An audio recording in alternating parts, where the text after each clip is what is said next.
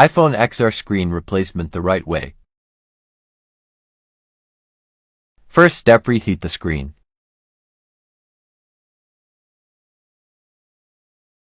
Second step, remove old adhesive seal.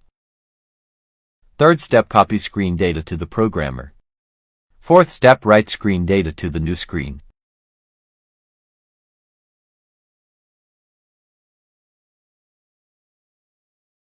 Fifth step, install earpiece speaker to the new screen.